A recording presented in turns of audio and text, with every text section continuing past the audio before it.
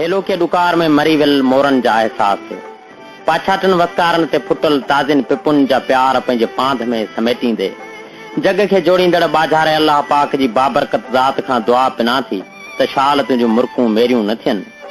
सिंध जे सुगदासी हीरुनि सां गॾु सदाई तुंहिंजा टहक ईअं बुरंदा रहनि जीअं मींहं वसण खां पोइ थरकसनि जी भिनल वारी ते टहकंदड़ मोर जी महबूब ॿोली कुंवारनि कुंभटनि खे लोली ॾींदे महबूब यादगिरियूं ताज़ियूं करे छॾींदी आहे। ई शाल सदाई ताज़ो ऐं तवानू रही। अदा बशीर सुरत संभालण वारी हद खां वठी उमिरि जे अॼोकनि 21 सालनि ताईं मुंहिंजो रेडियो जी दुनिया सां रूह जो रिश्तो रहियो आहे, पर जॾहिं खां FM 92 जो आवाज़ हवाउनि जे हंज में लुॾण लॻो आहे तॾहिं खां घणो करे 92 ई ॿुधंदी आहियां। सभई प्रोग्राम सोन ते सुहाग ऐं सभई कंपेर आकाश ते चंड मिसल लॻनि था ऐं सुठनि प्रोग्रामनि करण ते अवी सभई खीरूं लहंदो। अदा बशीर तुंहिंजे प्रोग्राम मिडनाइट शो जे सिलसिले अंदर जे एहसासनि में को थर जो साथी ख़त लिखंदो हो। सच पुछो त लफ़्ज़नि जो अहिड़ो त जड़ाव हूंदो जो ॿुधण सां ई हर लफ़्ज़ मां उठे जी ख़ुशबू ईंदी हुई ऐं मूंखे यादि आहे त आऊं उन ख़त जे इंतज़ार में हफ़्ते जा ॾींहं अलाए ते कीअं घणे गुज़ारींदी हुयसि। पर वक़्त जे वहकरनि में रेडियो तां उन साथी भलाए छो लिखण छॾे ॾिनो ऐं अचानक तूं बि रेडियो तां ईअं गुम थी वएं जीअं लोड शेडिंग सबबि लाइट हली वेंदी आहे। बहरहाल उहे त ज़माने जूं ॻाल्हियूं आहिनि। वक़्तु वॾियूं मसरूफ़ियतूं अर्पे छॾींदो आहे ऐं मसरूफ़ माण्हू न मोहबत जो ऐं नई महबूबनि जो रहंदो आहे। केच न जुंबण जाए तका हले हो तॾे मूं से हले सा जा जीअ मिठो न करे। सुध मूंखे बि आहे पतो तोखे बि हूंदो त हेल बादल बेफ़ायूं करे थर खां मुंहुं मोड़े अलाए त केॾांहुं हलिया विया हुआ ऐं वसकारे जी वेल ॾुकर जा ॾींहं खणी मुंहिंजे मारुनि जे महबूब पटनि ते लही पई हुई। बाबियनि फटकी फटकी साह ॾेई वेसाह ॾिनो हो ऐं विछोड़नि जो वाह वरण ते मुंहिंजे थर जा मोर बि मरण लॻा हुआ। मोरनि जे मरण जो ॾुख अहसास त इंसाननि जे अंदर खे उॾो ई ज्यां खाइण लॻो हो।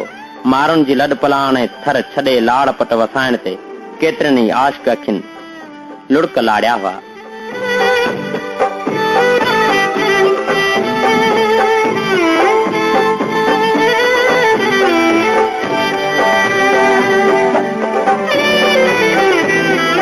ऐं हा उहे लुड़क ईअं हुआ जीअं उमिरि जी ॾाढाई ते मारवी जा नेण टिमिया हुआ, जीअं सर फुलार जे भेल बकिर धनार जे मारजी वञण ते संस जीजल माउ जूं अखियूं ज़ारो कतार रुनियूं हुयूं। ऐं जीअं जॾहिं मूं पंहिंजो ॻोठ छॾियो त मुंहिंजे अङण अॻियां बीठल वण रुना हुआ। ख़ामोश राज़नि में मुंहिंजे घर जूं भितियूं रुनियूं हुयूं ऐं उहे घटियूं रुनियूं हुयूं जिन ते मुंहिंजा पेर ॾींहं में 10-10 भेरा पंध करे कंहिंजी दीद पसी अखियूं ईद कंदियूं हुयूं ऐं कंहिं अहसासमंद इंसान जा निकोर जज़्बा ऐं अंदर जा अहसास इहो चई रुना हुआ त हसीना खे चइजो हुसन खे भाले बेहोश सां ऐं विखुन खे संभाले। हिते नीयतुनि में रुगो नागा आहिनि भला उन खां भूरे बदन खे संभाले।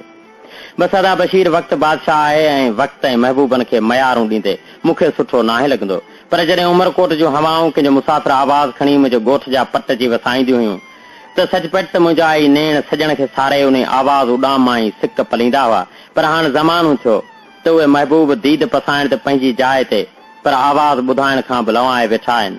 अदा बशीर मूंखे अॼु ॾींहं ताईं इहो पतो नाहे पियो त माण्हू बेवफ़ायूं छो था कनि ऐं दर्द ॾियण सां खेनि छा थो मिले। वक़्तु तोखे बि घटि हूंदो ऐं मसरूफ़ियतूं मूंखे बि जाम आहिनि। तर तकड़ में लिखियल मुंहिंजो ई कंहिं शाइर जे अहसासनि जहिड़ो अकेलो ऐं उदास ख़त तुंहिंजे ख़्यालनि मुताबिक़ पूरो लॻे त पढ़ी छॾिजां, न त मूं वटि रसीद तौरु नालो वठंदा। इहो ई काफ़ी आहे। शाल तुंहिंजे आवाज़ आधार मुंहिंजो नालो हवाउनि नथा उन्हनि अजीबनि ताईं पहुची वञे जिन विसारण खां पोइ कॾहिं सारियो ई कोन आहे। जंहिं दर्द ॾिना जंहिं सूर ॾिना सो बेक्यास विसारे कोन सघियसि। अहसान विसारे न माण्हू था एहसास विसारे कोन सघियसि, एहसास विसारे कोन सघियसि। हेलो के डुकार में